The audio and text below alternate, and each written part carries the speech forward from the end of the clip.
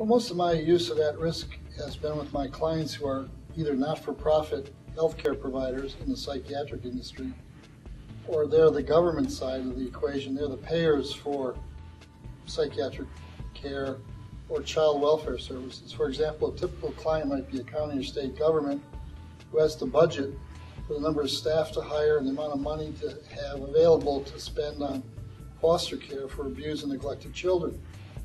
And they're quite uncertain about the rate of abuse. Will more kids get abused next year? And will it be serious abuse that requires us to remove them from the home, or could they stay in their home? And if we remove them from the home, how long are they going to need to be there? And what's the price we have to pay for a day of foster care? I had a client one time who was convinced they could make money on a deal, but the underlying variability was highly skewed. And it was only a one-year contract. And I talked about the gambler's room.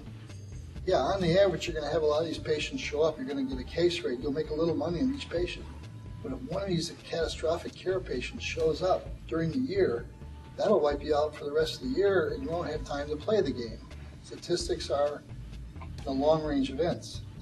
Patterns and outcomes are based on long-range.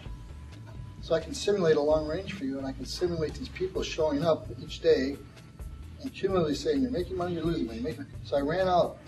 And unless they could get some stop loss, every scenario ran them into the hole before the year ended. I also argued for them to get a 4-year contract, because the contract for 4 years gave them time to tune their system to be profitable.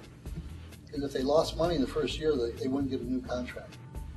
So my modeling has really helped the industry to appreciate things like the terms of the contract, the nature of the population, their age, their gender, their employment rates, all these things that can affect their utilization. The reason I like it is it's very graphic. Most of my clients have very minimal statistical or mathematical training. So the language and the mathematics and risk is very foreign to them and also very intimidating to them.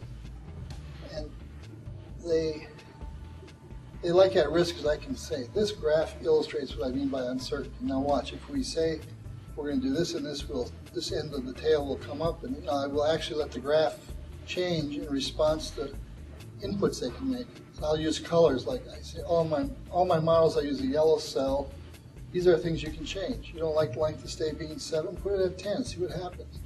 Ooh, and they see the graphs change and they say, oh, it cost me 50 cents more per month per patient. Well, that's not so bad, you know. So they get to learn, what does it mean to tolerate risk? So my models, they can see it, and they get comfortable. They're not afraid of risk anymore. The word risk doesn't become scary. And I use words like opportunity.